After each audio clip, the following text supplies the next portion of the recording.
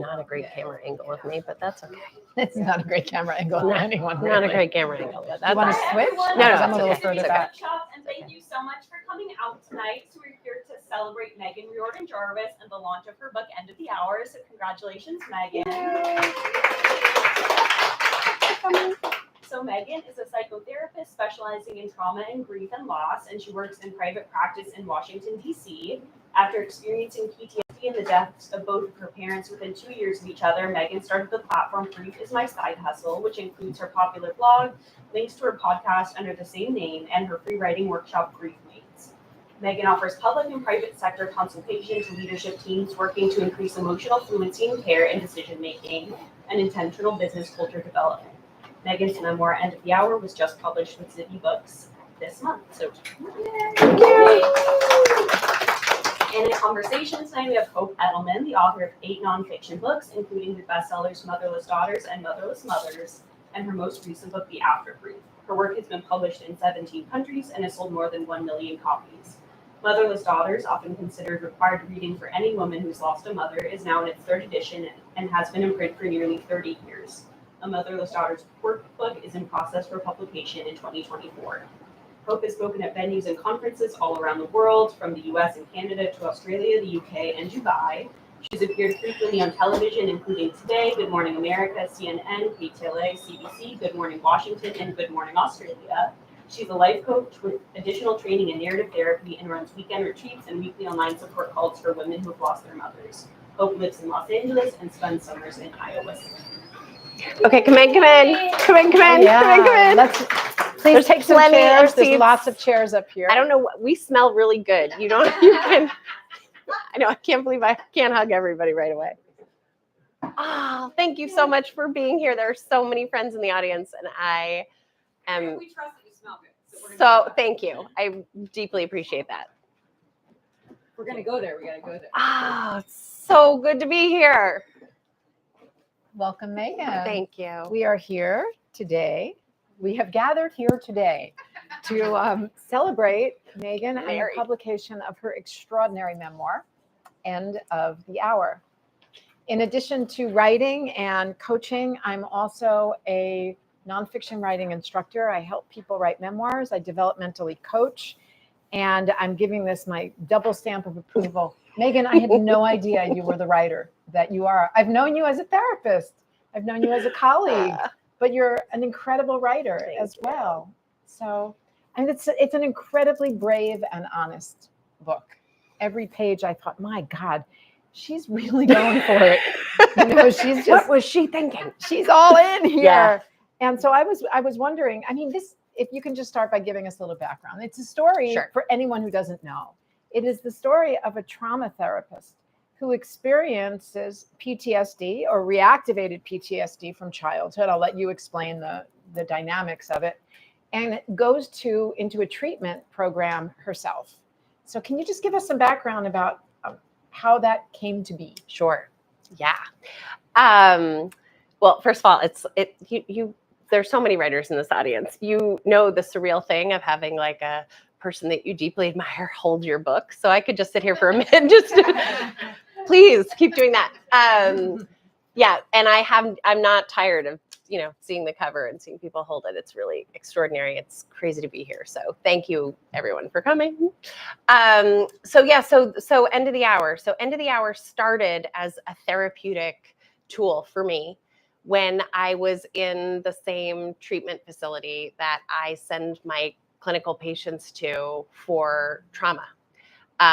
My dad died in 2017, having been diagnosed in 2016 with small cell cancer. And his death was predictable. And the way that I describe it is I participated in it. He knew he was dying. I knew he was dying. The image I use often is like it was little cups of grief. I would go see him on the weekend and he would be smaller and less able. And so I was learning and taking in the fact that he was dying. In 2019, I was on vacation with my mother, my kids, my crappy little dog, at her house in Cape Cod, and my mom hated that dog. And my mom died suddenly in her sleep, unexpectedly, after a short illness. And, the book really, it just gives you the whole jam of it. It explains what it was like to be somewhat of a caretaker. I'm a social worker. I was a medical social worker. I'm the closest thing my family has to a doctor. My dad spent a lot of time in the hospital. So when I was writing every painful vignette of what it was like to be with him in his illness and feel helpless. And for the trauma therapists that are in the audience, and I can see you, trauma is born out of helplessness. We have these reactive states, fight, flight, freeze, and collapse. And when you can fight and when you can flee, you do better because the energy doesn't land inside of you. And when my mom died, the chapter is there for you to read, but I was ostensibly standing alone in a parking lot with a van full of children. And I couldn't do anything except let it land inside my system. And I had the sort of metacognition, right? Like the observing ego experience of seeing and beginning to feel and knowing this is going to be bad, what's happening. And having, a couple of master's degrees, 20 of years experience, and not being able to stop it. So the reason I wrote the book is that there's so many grief therapists in this room, but we don't do enough to educate the general population about the realities of what grief really is, which is why memoir to me is so important. It's it's our real life story of what that pain really looks like, because we don't take a class. There's no class. Even in social work school, I didn't take a class. And most people still don't take classes. I went to social work school a few minutes ago. So part of the reason that I wanted to write the book was to help people understand that even with all the education and the experience, trauma kind of does what it does. It makes its own decisions. What definition of trauma do you use in your practice and in your everyday life? So trauma is any kind of difficult event. Some trauma therapists will tell you that it has to be it has to threaten your life. I actually don't believe that. Trauma is anything that lands inside your system and leaves a negative imprint. So the best example that I can say is like COVID was a global trauma, but that doesn't mean we were all traumatized. Traumatized is the meaning and the impact that your system then makes of it. For some people, the global trauma of COVID was their best Oprah moment. They were living their best life after that.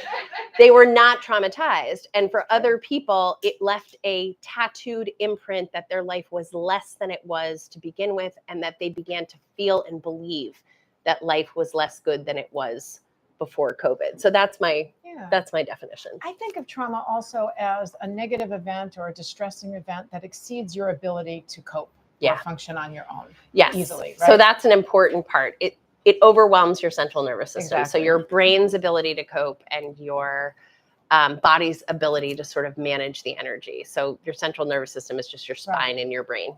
And different people have different central nervous systems, different operating systems, which is why two siblings can experience the same event. And one can be traumatized. That's right. And one can walk away from the trauma feeling that they've had a growth experience. Perhaps. Exactly right. Right. So it's the meaning that you make of it. It's what does the event then mean to you, which is why I just don't think it has to be something that threatens your life. I think there are plenty of people out there that were, traumatized by their lacrosse coach yelling at them. I've sat in the therapist chair long enough to know that trauma is what the meaning that your body makes of it. And that one person may experience that coach as very supportive, and someone else goes to decades of therapy to get their voice out of their head. Thank you for clarifying that. It's the meaning your body makes of it, not necessarily the story that you create in your mind. Yeah. And so in a sense, it's involuntary. Yeah. Right. And so that's sort of the purpose of me writing the book. Is it's not about how well educated I am or how much experience I've had supporting other people, is that I could see my body beginning. So what happened for me was my mom had a short illness. She and I had been together for 10 days, and we have a dance. We had a dance as a mother and daughter. My mom could be very caustic. She was very private. She didn't like you asking her questions about her health. Her health was in decline. And initially she sort of let me ask about it. And then as she started to seem less well, she got angry. And that caused me, even in my adult age, to do what I would have done when I was 12, which was take several steps back. And then she died in her sleep. And so immediately when I knew that she died, and there's a moment in the book, so the way that I came to understand that my mother died is that I had the sensation of water breaking, like when you're having a baby, inside my stomach. And then, and this is what happens to me, I had a clear thought that came sort of from this side of my head that said she died. And I was in my minivan with kids, and I called my husband, who was back at the house where my mother was, and said, I think my mom died. And she had died. Mm. And he wouldn't tell me, which was insane because I just told him she died, but I was driving to get back to where they were. And he said, you have to pull over. And I was in Boston. And if anyone is from Boston, Boston's roads are insane. So I ended up like on this clover loop, you know, and then in a crazy parking lot. But in that moment in the parking lot, that thought came, which is, it's your fault she died. And I knew, because I have sat with so many clients, that kind of irrational thought becomes a rumination if you don't interrupt it. And that rumination ends up causing its own kind of trauma. Right.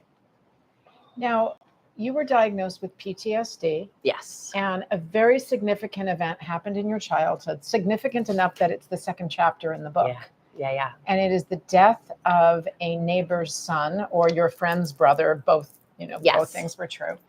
And I'm really curious about how those dots connected to lead to PTSD in your adult life, because, the conversation around PTSD has changed a lot over the years. 10, 15 years ago, losing or witnessing, not even witnessing the death of the neighbor, but hearing about it secondhand and watching the responses of people around you might not have been considered a traumatic event for the people in that inner circle. But that was very much as you wrote about in the book, an event that set you up for a trauma response later in life. Can you explain sort of how that happens and works and fell into place for you? Hope asked the best questions. So when I was 9, a teenager who we considered to be a cousin, right? Like all the kids. I lived in a tiny little village in Massachusetts, and, everybody was at each other's houses on bikes, all that. So a 16-year-old went into the water. He did not come out, and everyone in the town was on the beach. No one noticed because you didn't watch 16-year-olds. You don't pay attention to them the way you do a 3-year-old. And it happened on July 26th. It was a summer community. So the impact of this was utterly devastating to my family. My older brother found his friend in the water. I mean, my mother was there when they pulled his body out. I mean, the reverberations across my immediate family were devastating. And they extended across this entire town.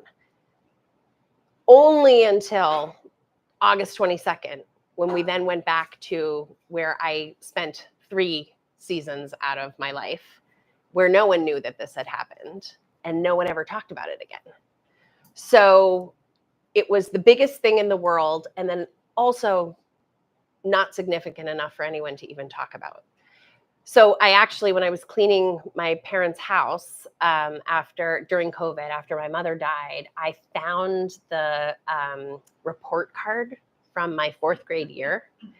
And every teacher talks about how angry I am and how disruptive I am. And my only memory of myself is like as a good people pleaser.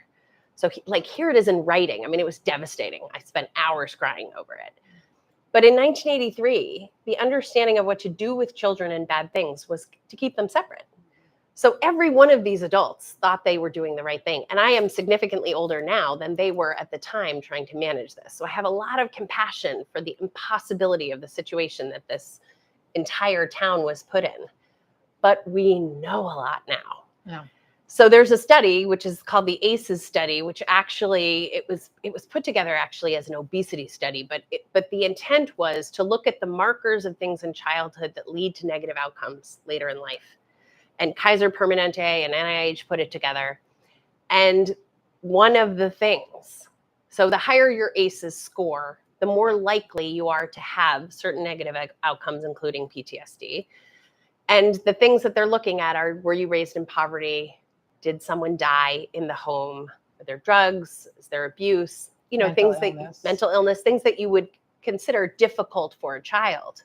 But what's pretty stunning is that children who are raised in those environments where those things exist go on to have the correlations of negative outcomes are pretty stunning. And so when you look at that, what you now know, and it's, you know, it's research based, is that we need to support children who have those things going on in their lives. The interesting thing for me is I went to therapy for the very first time because my heart was so broken.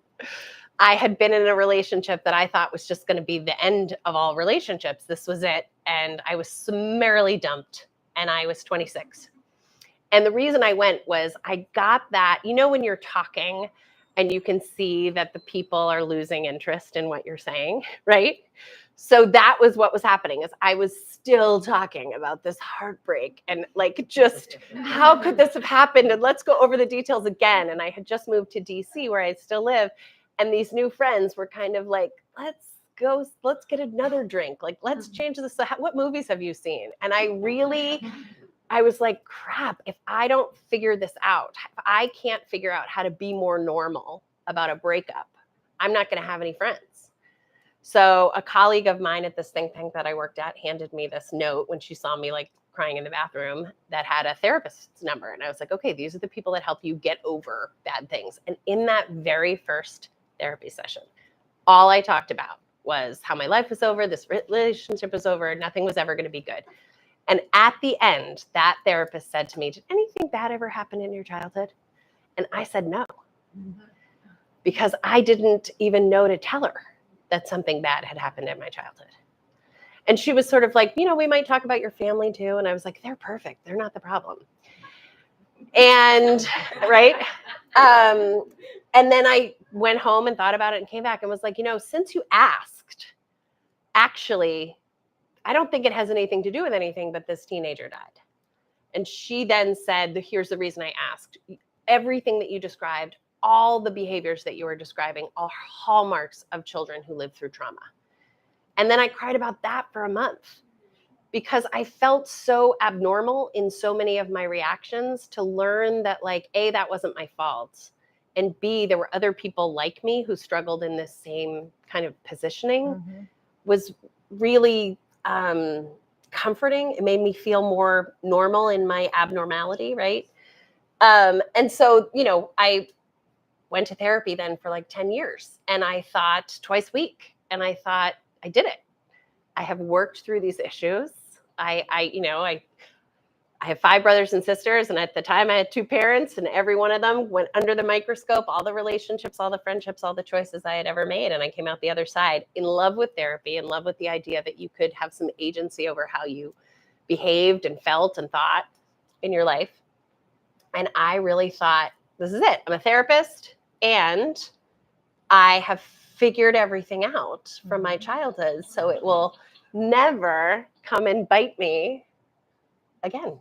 How lucky you were to do that in your 20s. Yeah. I mean, I work with women who don't give themselves permission, or don't open themselves up to the possibility, or don't feel they deserve it until they're in their 40s or 50s or 60s. I mean, it took me probably almost that long, probably to 50, to really get it. So you got it early. Yeah. And then we're able to turn it around and use it to help other people. Well, and I definitely would not be married to my sweet husband if I didn't have a therapist, because he was not at all.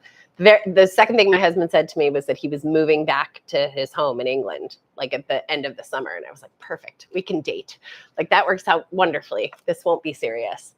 And every week I would go to my therapist and list all the problems with him, everything that he had done wrong, you know, superficial, fundamental. And she would walk me to the door and say, and I'd say, so we have to break up. You understand. I should probably just break up. She would say, absolutely, definitely break up with him. There's no reason why you shouldn't. I understand why you want to. But just because, you know, you could experiment here, you have someone you could talk to, why don't you just tell him everything you just told me, just to see what happens?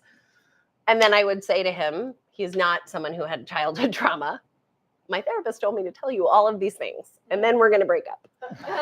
And his response would be like, that's so interesting. Your perspective is not one that I would have otherwise innately understood if you hadn't told me. And then I would say, well, I'm not so mad anymore. Maybe let's wait a week. But he definitely would not have, we would not have made it if I didn't have someone to bounce my attachment and difficulty off of. Well, this book, for those of you who haven't read it yet, follows Meghan from that childhood event through her 20s as she gets into therapy, through some of her training as a therapist, and then into the present, closer to the present day as she loses her parents and starts experiencing active PTSD, and then goes to a treatment center with young children at home. Yeah. A month, not easy. Clients had to be reshuffled, and we go to the treatment center with her and we see what it's like to be there for that month. Now, anyone writing a memoir knows that you have to revisit certain times in your life and dial back even to the consciousness, in a sense, of who you were back then. And that can bring up a lot of really strong emotions, especially when you're writing about grief and loss. The scenes of being at the beach with your mom, her starting to feel poorly, finding her, what happened next. How did you manage those emotions? Did Meghan, the therapist, take over? Or was it Meghan, the person who's lived through the trauma? And what kind of self-care did you do? That's a great question. Because my writing students talk about that all the time, you know, how to manage the emotions when you're revisiting these distressing events in your past. I was just talking to Emma about this today. Emma Gray, who's another Zibby author, Patty Lynn, who's another Zibby author. Emma's book, The Last Love Note, is up here, and everyone should also buy that. Patty's book is also in here. But Emma and I were talking about the energy of grief and where it lands in the body. And I was telling her that I have a writing class, which is called Process to Product, which is like the process of writing out trauma. And then how do you sort of polish it up to make it into a product that people can understand? And most of the writing that I did in the beginning really was just about the process of taking the story that I didn't want to be inside my head, out of my head, and writing it down. And so sometimes that was writing it, you know, day after day, the same thing. But there is a bunch of data that tells us that if you can take your story and the details of it and write it out, it actually, your mind will release it. It's like making a list. You don't have to think about it all the time. So part of it was just writing it, being willing to write it. I was not a writer before this book. I hadn't written since high school. So the writing was, and I would wake up at 4 o'clock in the morning with sentences in my head. So I was not doing talk therapy. I was not doing somatic or body therapy. I was mostly doing narrative therapy writing. But there were some scenes. There's a scene, the hardest memories for me in the book are after my mom dies and we have the funeral. I write about and experienced a losing of the energy inside my body. So I couldn't stand up. I couldn't hold my torso up. And that is really hard to remember because I can viscerally remember it, but probably for 6 months, I couldn't remember it at all.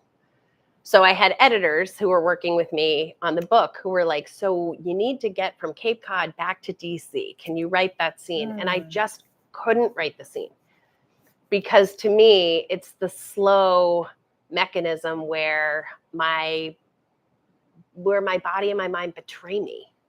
And right? that's one of the paradoxes of memoir writing too, is that when we're in a trauma state, we're not storing memories like we normally do. So we can't retrieve them later like we normally would. And sometimes those are important pieces of the story. So what did you do? Did you re-access the memory somehow, or did you write around it? I did a whole bunch of things. So first of all, I have a podcast called Grief is My Side Hustle. Half of you have been on it. Thank you for being here. I talked to Dr. Alicia Schulman, who's a neurologist, and I said, as I do on the podcast, I'm like, this is just a personal question. Will you answer it? I said, what about I can't get these memories. And she said, just keep writing.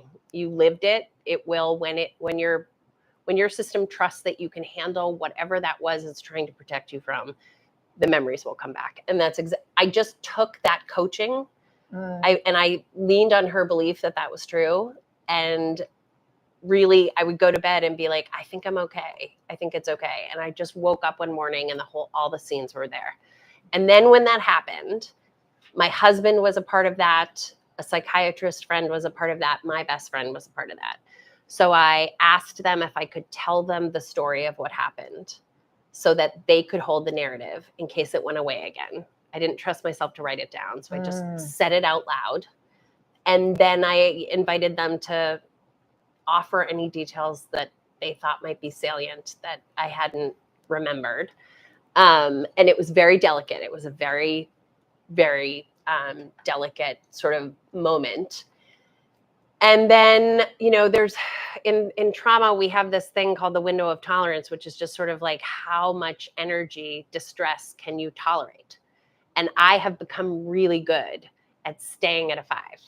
So if 10 is I'm having a florid panic attack and 0 is asleep, I get really careful about if I'm in a 6 or a 7 backing off from whatever heat I have. And I explained that to my editor and said, like, there was a deadline and we were pushing and it was the holidays. And I was like, I'm at an 8 when I wake up. I'm at an 8 when I go to bed. I know it's the writing. I'm not going to make the deadline. And that was okay.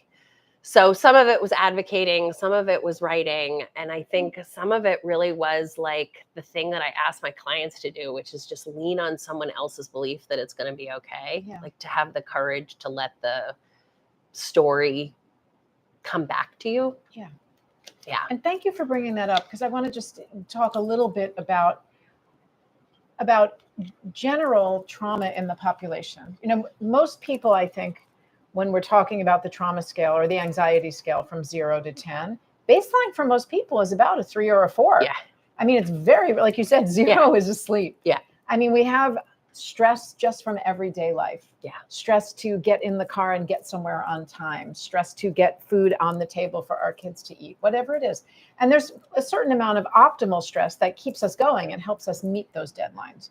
But when we're talking about trauma, the way that you described it earlier, it strikes me that most people growing up in this society will have experienced trauma.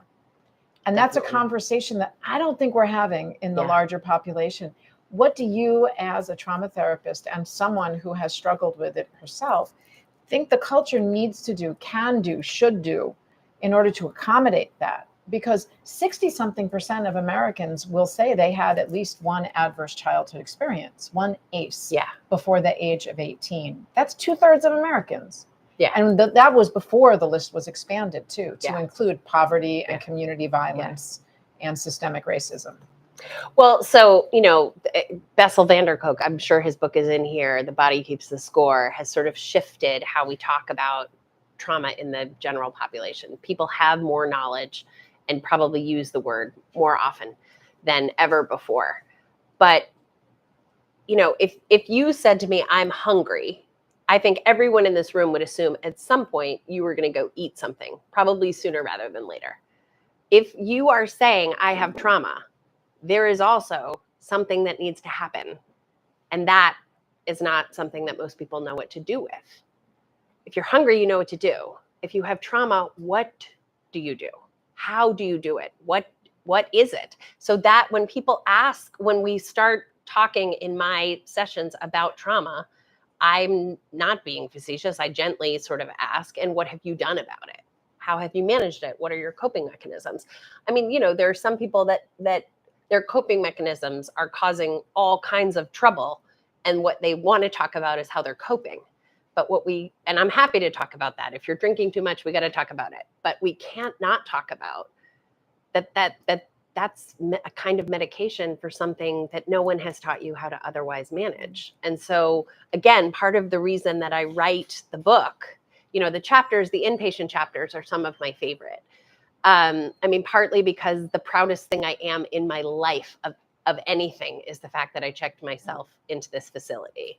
And the story that's not in the book, but I like to tell people, is that the reason that I did that is that my mom had PTSD from when she watched this teenager, Chris, be pulled out of the water, which you could totally understand. But it was 1983. We were not calling it anything. And so I, in my adulthood, told her that's what she had.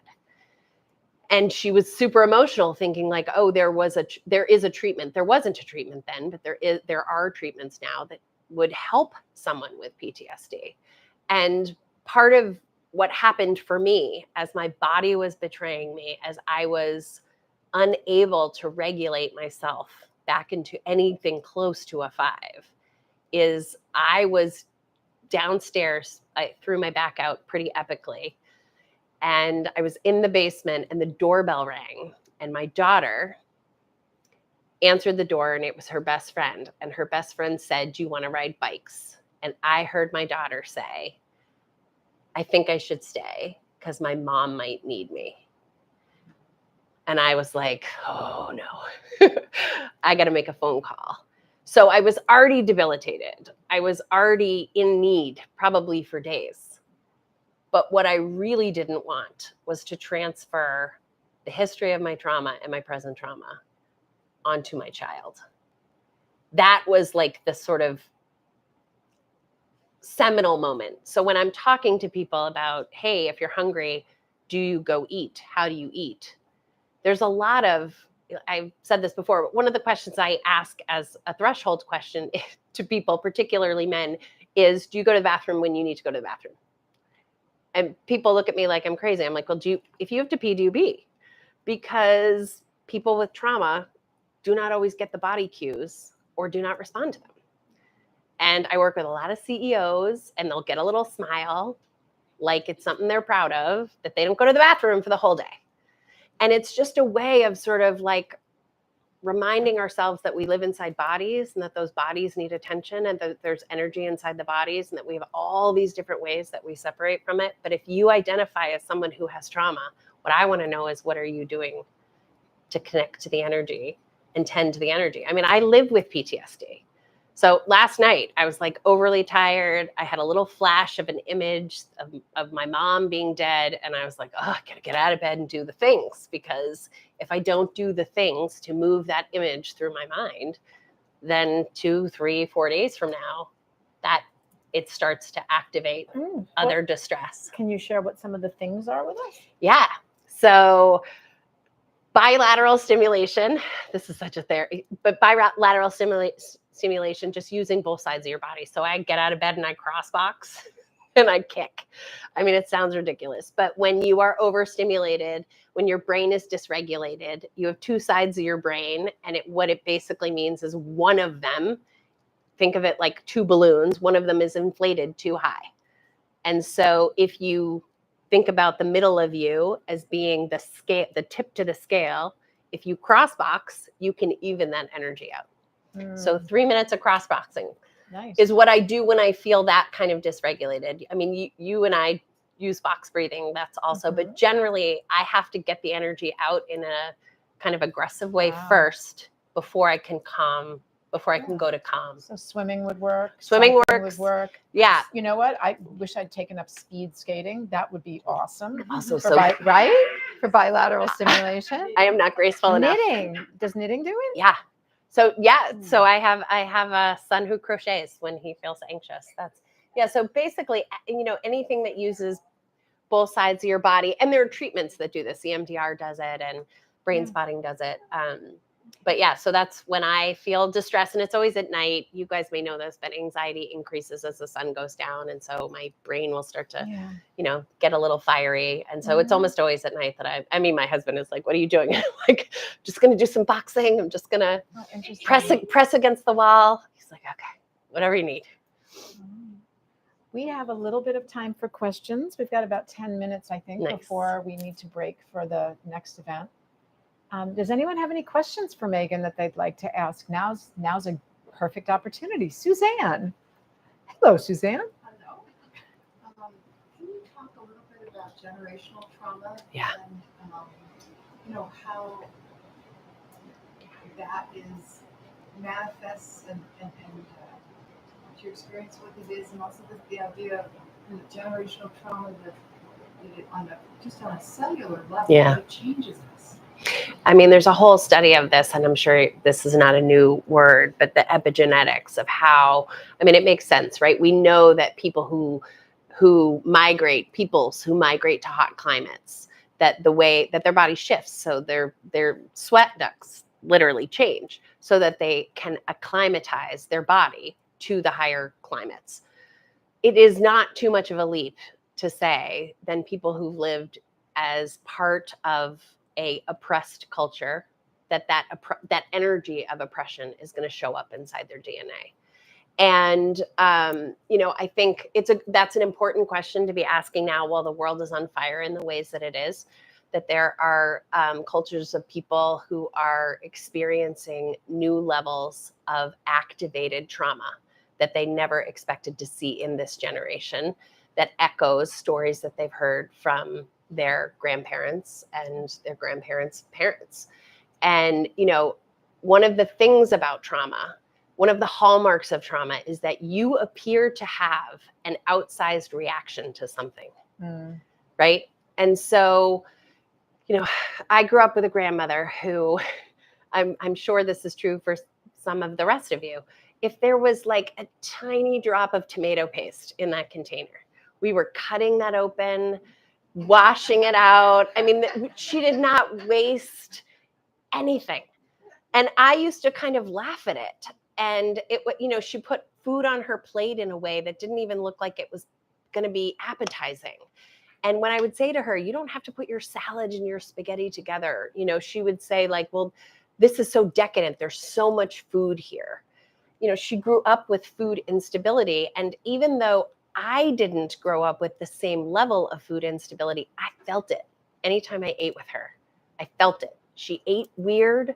And she, like the salad, she would comment on how much salad dressing you put on your salad. I mean, it was just so it is not a stretch to think about transgenerational trauma. I mean, it's how we get to, misogyny. It's how we get to anti-Semitism. It's how we get to all of the isms and the E's in those places. And I think just like any other trauma, if you can attend to the energy, if you can identify it and attend to it, meaning figure out what is it that you need. One of the things that I think is interesting about COVID, do you remember when everybody was doing like a plank challenge and they were all making the sourdough bread? I mean, that I can't tell you how angry that made me. Like, I'm sorry if that was you. If you were like, I'm going to have the best abs, like, good for you. But that's a strong, that we had this trauma come in, and that is a strong fight response. I am not going to let this trauma shift me. I'm going to be better than for it. It's very American, right? And then everybody moved houses or like went to Montana, which is I actually went to Montana. It was a strong flight response. Fight and flight help us to avoid the freeze response, and freeze is where trauma happens. But all of a sudden, do you remember like the Great Resignation? And then there was quiet quitting. Those are all fight, flight, freeze responses. Those are people who are trying not to feel helpless. One of the things about transgenerational trauma is that you have inherited a past experience of helplessness that is true and real from the people who experienced it. It is their lived experience. And they have handed that to you, not because they're jerks who want you to have it, but because it was adaptive for them. That's how they survived. They're passing that along the way like a mother bird teaches someone to fly. And so if you can attend to it, it doesn't have to tattoo itself. You can honor it without it having to limit you. You know where I see that in the community of motherless daughters most clearly? It's the women who didn't get to know their mothers and lost them when they were young, in the way that they parent to create self-sufficient children. Yeah. It shows up in their parenting very clearly. Yeah. Don't need anyone. Yeah. Yeah. It shows up in the self-sufficiency for the kids, but also creating memories for the children. And they feel like they're trying to undo that trauma by protecting their kids from Totally experiencing it. But in a sense, they are not fully present to the children themselves. Yeah. Yeah. Yeah. So, you know, you'll see this in the book, but I tell my kids I'm going to trauma camp. They know about cousin Chris who died. They know my mom had PTSD. They know what PTSD is. My daughter can teach you how to box breathe. I mean, there isn't a lot of energy around the fact that it's uncomfortable. It's just a fact. It isn't, this is a bad thing that happened to mom. It's just a thing that happened to mom. In fact, a neighbor called and was like, what are we telling the kids? And I was like, we're telling the kids that I'm going to a trauma facility because I need that level of Right. care. Yeah, because trauma is not a bad word. It's a thing that happened. If anyone Yeah. could have stopped it from happening, I'm telling you, it should have been me, which is partly, you know, the message behind the book is that if it is something that we could have outwitted or outsmarted, I should have been able to do that. Of all people. Of all people. Someone as knowledgeable about trauma as you were. Yeah. Yeah. Are there any more questions for Meghan? Anyone want to ask her anything? Yeah. You spoke about the moment when your back went out. You were down in the basement and you overheard your daughter. I heard it initially as what a beautiful child. who Yes. cared so much about her mom. Yes. You clearly had a lot more. fear, Yes. But was there, obviously there was a history, but what had you done, had other things happened so much that she was constantly doing this? So that's a great question. So what I am hearing in my daughter, which probably isn't there, is the beginning of codependency, which is a big thread in my book. A big thread in my book is that because no one spoke out loud about this terrible thing that happened, but I could just feel it everywhere I went. And I don't know if I was feeling other people's energy or just my own. It was everywhere I went. I tried to overcompensate by helping my mother, who really was overwhelmed. Part of my history with her is that she cried at night when she thought people couldn't hear because she couldn't sleep because these images were coming back to her and she didn't know what to do about it. And I knew that. And so I did other things during the day, like got all the kids' shoes together or tried to help her make dinner or so what I feared in that moment was that my daughter was about to start compensating for, you know, because essentially checking myself into inpatient care, you know, one thing that people talk about with